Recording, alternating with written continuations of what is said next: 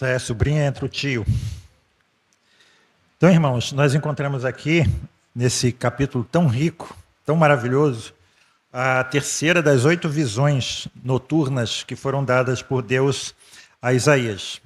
No verso 1, nós vemos Jerusalém sendo medida, ou pelo menos a intenção do anjo seria medir Jerusalém, e a finalidade dessa medição seria a construção de uma muralha de proteção. A gente vê isso no verso 4.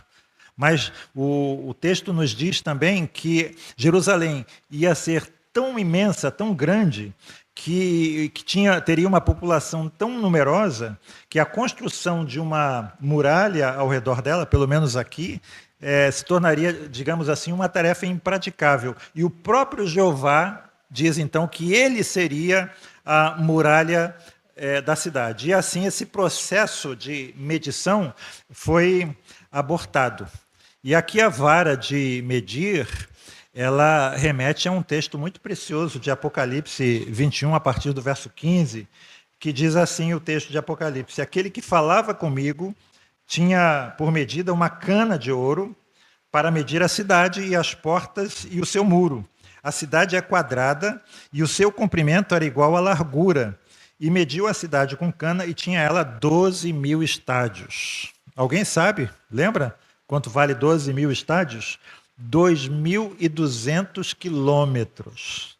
É a distância em linha reta do Rio de Janeiro à Fortaleza. E é a distância em linha reta quase que um pouco menor do que de Fortaleza para Manaus. Então, essa é a medida, o perímetro da Nova Jerusalém. Né? E a altura também é uma cidade cúbica, digamos assim, ideal, né? Também tinha 2.200 quilômetros de altura. Alguém sabe qual é o monte mais alto do mundo? O Everest. Sabe a altura dele? 8.849 metros. Ou seja, o Everest representa menos de 0,5% da altura da Nova Jerusalém, né, na visão de Apocalipse. O muro de Apocalipse, aqui, verso 17 do capítulo 21, tinha 144 côvados, ou seja, 66 metros, que é equivalente à altura de um prédio de 20 andares. Então, é só para ter essa noção, né, do portento da cidade. Ainda voltando no verso 1, mais uma vez, ele vê aí um homem, né? Ou seja, a gente já viu isso aqui no capítulo 1, dos versos 8 a 11, que às vezes fala homem, às vezes fala anjo, e então é um anjo com a forma de homem. Né? E no verso 2, nós vemos aqui o anjo se apressando a sair para fazer o trabalho dele de medição. Né? É interessante que há comentários aqui que são muito ricos com relação a isso. Né? Um deles diz assim: o anjo saiu, presumivelmente, para cumprir uma ordem divina, mas ele estava numa missão que seria abortada, mas que eliminava uma opção. E aí a lição: algumas vezes temos que tentar fazer alguma coisa somente para eliminar opções. Sem dúvida, existem desígnios divinos nos falsos começos. Podemos, por conseguinte, em um sentido bem real, dizer que até passos dados em uma direção errada podem ser determinados pelo Senhor e são prelúdio de um acerto.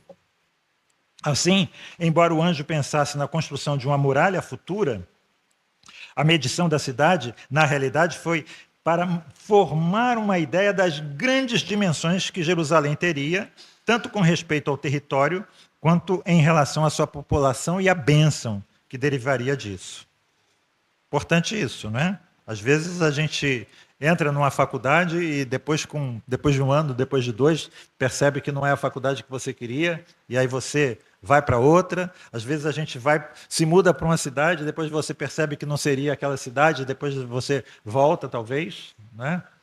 Abrindo aqui parênteses, irmãos, estou lembrando aqui de uma palestra que eu vi antes de casar, junto com a Sarah, do Jaime Kemp, ele falando de um homem que morava, eu acho que em São Paulo, e ele disse assim para a esposa, nós vamos mudar para Manaus, vai ter um emprego lá para mim muito bom, vou ganhar muito mais, e a gente está indo mudar para Manaus. E a esposa disse assim, mas querido, os nossos filhos estão na metade do ano letivo, né? A gente vai ter que pagar a multa para sair da casa, o aluguel, a gente vai ter muita despesa de mudança, não seria melhor esperar até o final do ano? Ele, não, agora é a hora.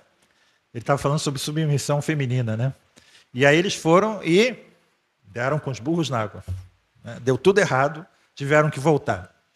E aí o Jaime Kemp estava falando, será que a esposa deveria dizer para ele o seguinte, está vendo, eu não te disse? Não falei que eu estava certa? A tendência é essa, né? E ele disse assim, Deus nos coloca muitas vezes num tanque de burilar.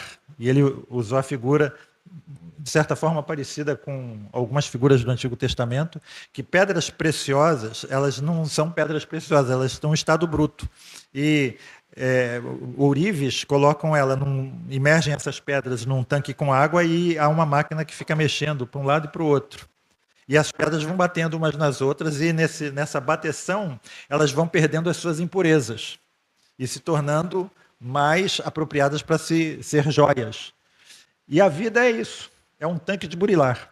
Até mesmo as nossas decisões incorretas podem ser usadas por Deus se você se submeter à vontade de Deus, se você não se deixar levar pela amargura, se você não usar a sua boca como Pedro usou diante de Jesus, e Jesus disse para ele, arreda de mim, Satanás. Se você aprender a louvar a Deus em toda e qualquer circunstância, Deus vai fazer com que as circunstâncias da vida, mesmo as coisas que aparentemente são erradas, se transformem em bênção para você. Verso 5, pois eu lhes serei, diz o Senhor, um muro de fogo em redor. Ou seja, o próprio Deus, o próprio Jeová, seria a muralha da cidade, a única fortificação dessa cidade, a única defesa da cidade. Mas reparem aqui, irmãos, que esse versículo, ele afirma a presença pessoal do Deus Messias, do Emanuel, no meio do povo. É isso que ele está dizendo aqui. Né? Agora, nos versos 8 a 10, nós temos aqui algo precioso, pepitas de ouro aqui nesse versículo. Reparem que ele diz aqui, depois da glória, no verso 8. Essa expressão aqui, depois da glória, foi traduzida de muitas maneiras nas várias versões. A Almeida Revista Atualizada, a King James, a NVI, eles dizem assim, de uma forma ou de outra, para obter ele a glória. A Bíblia Viva diz, o Senhor da glória. A NVT diz, depois de um período de glória. A nova tradução na linguagem de hoje diz, pelo seu poder. Mas os comentaristas, a maioria deles, diz que a tradução literal seria essa que nós temos aqui, depois da glória. Mas reparem aqui que o fato é que esses versículos são espantosos. O verso 8 nos diz que o próprio Senhor dos Exércitos está dizendo que ele foi enviado por alguém. Repararam aqui? Alguém tem a capacidade e o poder de enviar o próprio Senhor dos Exércitos a Jerusalém e às nações.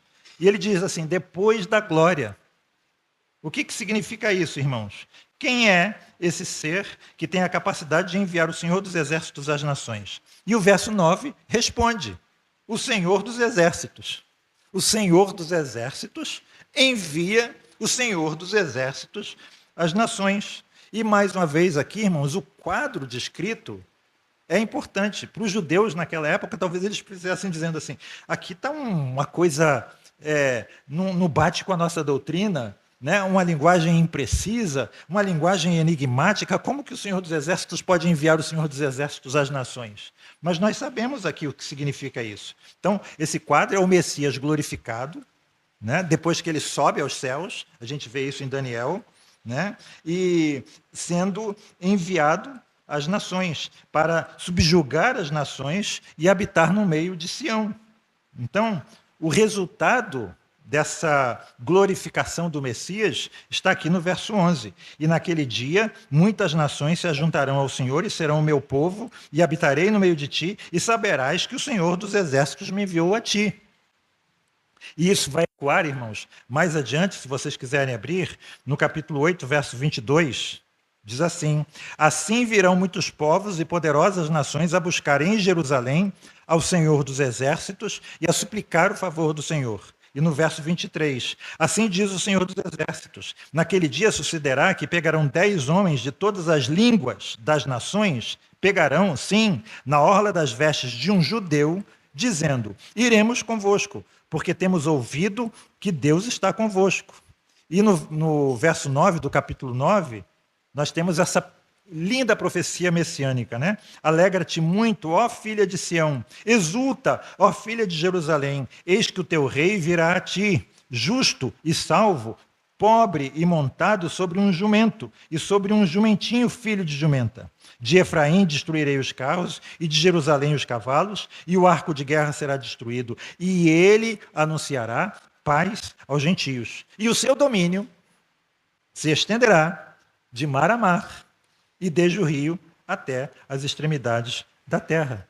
O que nós temos aqui, tanto é um embrião da doutrina da Trindade, quanto a esperança pós-milenista, do Messias realmente dominando sobre todas as nações. Ou seja, mais uma vez, o sucesso da igreja. A igreja terá sucesso na pregação do evangelho. As nações serão subjugadas, no sentido de que elas vão se converter.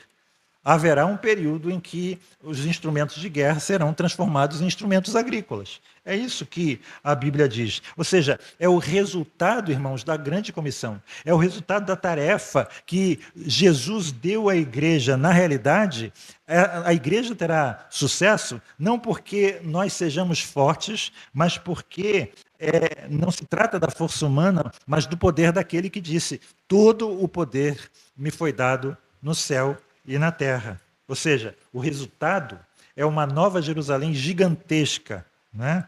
Totalmente habitada por uma imensa multidão, como a areia do mar, como as estrelas da terra, de todas as línguas, povos, tribos e nações. Que Deus abençoe a nossa leitura. Amém.